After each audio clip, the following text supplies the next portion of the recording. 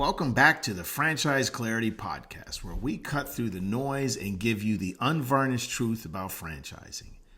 I'm Bill Beckham, and today we're diving into a tough but essential topic: how to protect yourself from franchise failure. Let's be clear. No one buys a franchise thinking they're going to fail. You're pursuing what feels like the safer path to business ownership. You're buying into a proven system, chasing financial security, maybe even looking for a better lifestyle. But here's the reality. Failure is possible. The numbers tell the story. Some studies suggest only about 4% of franchises fail within 5 years, compared to nearly 50% of independent startups that don't survive that long. But other research shows the failure rate can be closer to 38% over 4 years, which is much less reassuring. And let's be clear. The oft-cited 95% success rate you may have heard comes from a 1987 study that's been formally debunked.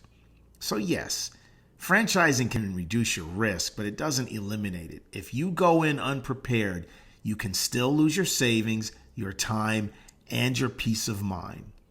That's why today, I'm going to walk you through practical steps you can take to protect yourself, so if you decide to buy, you do it with eyes wide open. First, let's talk about the main reason franchises fail. Number one, weak franchisor model. Some brands are more focused on selling new territories than helping existing owners succeed.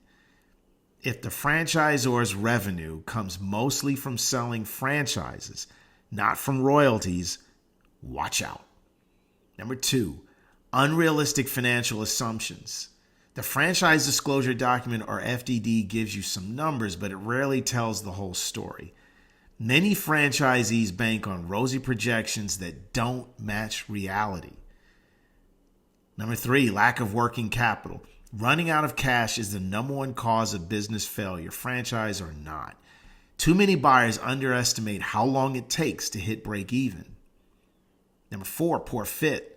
A solid system can still fail if it doesn't align with your skills, lifestyle, or market. So how do you protect yourself? Step one is due diligence. Scrutinize the FDD. Items 5 through 7 outline fees. Item 19 covers financial performance. Item 20 shows turnover rates. And item 17 details renewal, termination, and dispute resolution. That's where some of the major hidden risks live. Talk to franchisees, but not just the ones the franchisor sends you. Ask, what surprised you? What percentage of your peers are struggling and why? Hire experts. A franchise attorney should review the contract, and a financial advisor can help you stress test the numbers. You need both legal and financial eyes on this before you sign. The second layer of protection is financial. Have enough working capital. 6 months is the absolute minimum. 9 to 12 is safer. Don't over leverage. If success requires you to hit average unit volume right away, you're walking a tightrope. Watch for hidden costs. Technology fees, supplier markups, marketing spend. These can be 30 to 50% higher than doing it independently. Now, let's talk about something most people don't want to think about when they're excited to sign a franchise agreement. What happens if it doesn't work out? Well, this is where sophisticated investors think a little differently. They don't just model the upside. They also ask, what's the cost if I have to shut down? So first, set limits. Decide in advance how long you're willing to fund losses. For some, that's 12 months. For others, it's when working capital falls below a certain threshold. Having that discipline keeps you from pouring endless money into a failing business. Understand your obligations. Item 17 of the FDD spells out what happens if you close. Some franchisors require ongoing royalties for a set period.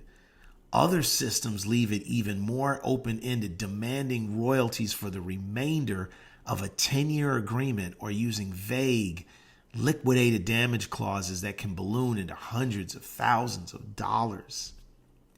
Check guarantees.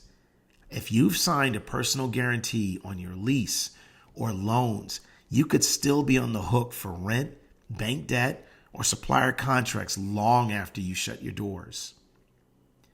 Run the worst case math. Here's where smart planning comes in. A sophisticated investor doesn't just assume success. They build a scenario model. Best case, the business thrives. Base case, steady but modest returns. Worst case, shut down in year 3. Here's exactly what it would cost in fees, royalties, guarantees, etc.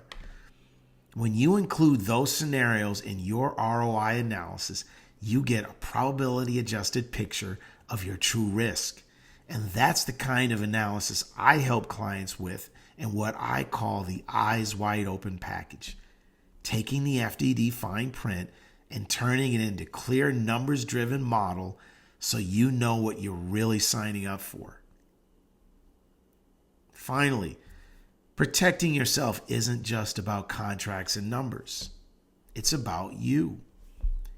Franchising is not passive. Yes, you're buying a system, but you're still running a business. Are you ready to manage people, work weekends, follow someone else's playbook, even when you think you know better? The most successful franchisees I've met didn't just buy into a system. They bought into a commitment it takes to make it work. So here's the bottom line. Protecting yourself from franchise failure comes down to 4 things: thorough due diligence, strong financial safeguards, a realistic exit strategy, and knowing yourself. No franchise is risk-free, but if you prepare properly, you can tilt the odds in your favor and avoid becoming another statistic. If you found this helpful, like, subscribe, but also visit franchiseclarity.net for more tools, checklists, and insights to help you evaluate franchises the right way. Thanks for tuning in.